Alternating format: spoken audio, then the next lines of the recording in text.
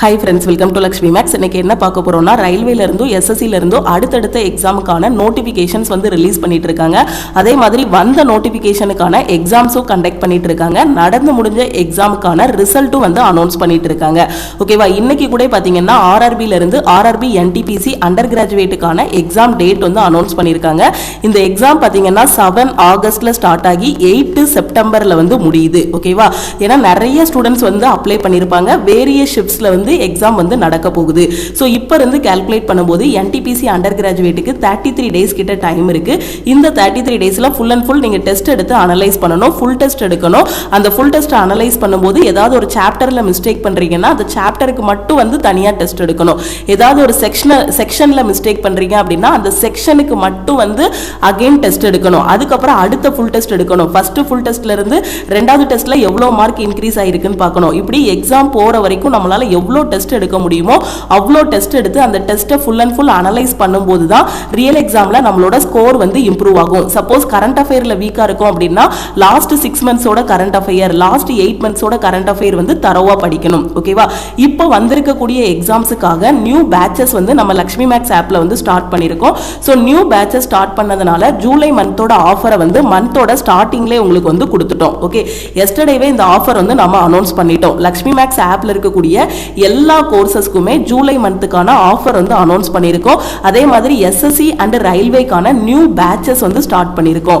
இன்னைக்கு நீங்க all in one கோர்ஸ்ல join பண்றீங்க அப்படின்னா 2500 பே பண்ண வேண்டாம், 1899 பே பண்ணி ஜாயின் பண்ணிக்கலாம். அதே மாதிரி என்டிபிசி டெஸ்ட் பேட்ச்ல ஜாயின் பண்ணக்கூடிய ஸ்டூடெண்ட் 599 பே பண்ண வேண்டாம், நீங்க 399 பே பண்ணி ஜாயின் பண்ணிக்கலாம். இப்போ அண்டர் கிராஜுவேட் எக்ஸாமுக்கு கரெக்டா 33 டேஸ் தான் டைம் இருக்கு.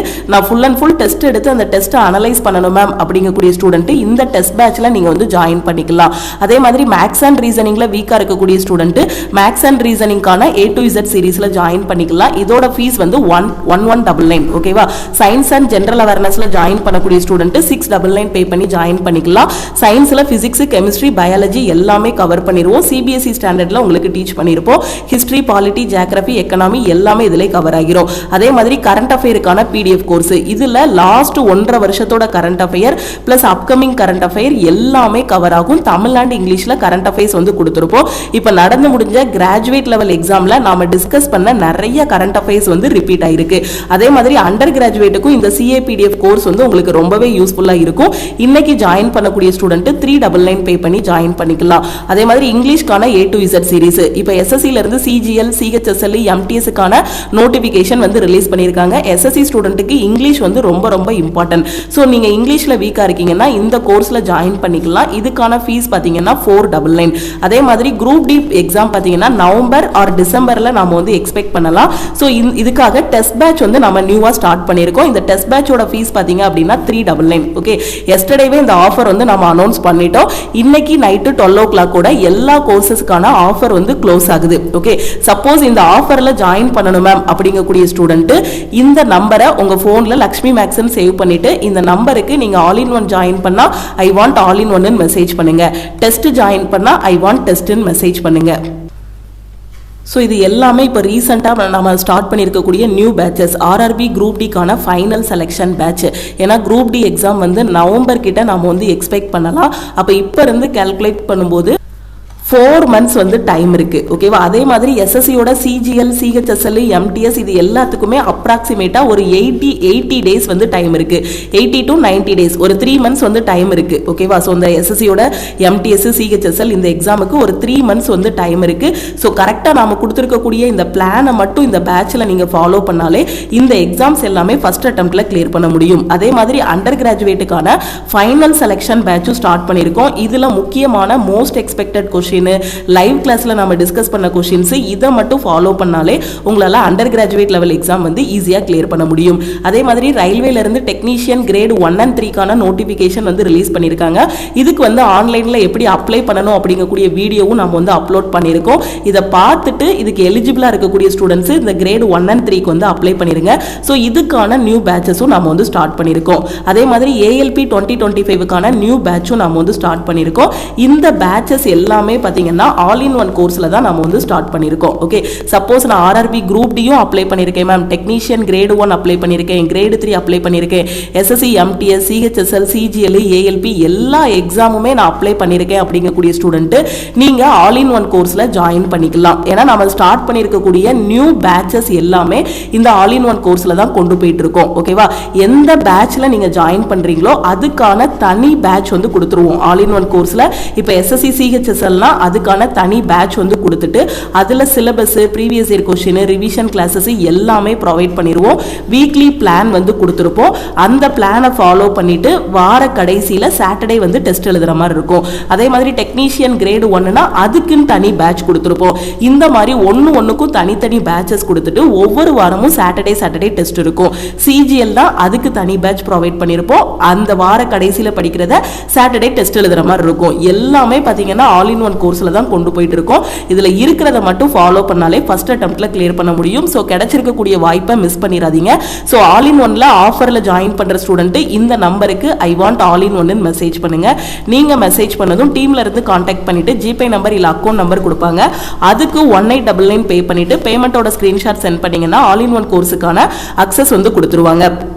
அதே மாதிரி எனக்கு இந்த எக்ஸாம் தான் மேம் லாஸ்ட் சான்ஸு, எனக்கு ஏஜ் பார் ஆயிருச்சு, இதுக்கப்புறம் என்னால் எந்த எக்ஸாமும் அப்ளை பண்ண முடியாதுங்கிற ஸ்டூடெண்ட்டு 1 இயர் வேலிடிட்டியில் நீங்கள் வந்து ஜாயின் பண்ணிக்கலாம். ஆல் இன் ஒன் கோர்ஸுக்கான 1 இயர் வேலிடிட்டி ஃபீஸ் பார்த்தீங்க அப்படின்னா 1499. ஓகே, நீங்கள் 1 இயர் வேலிடிட்டியில் ஜாயின் பண்ணால் 1499 பே பண்ணுங்க.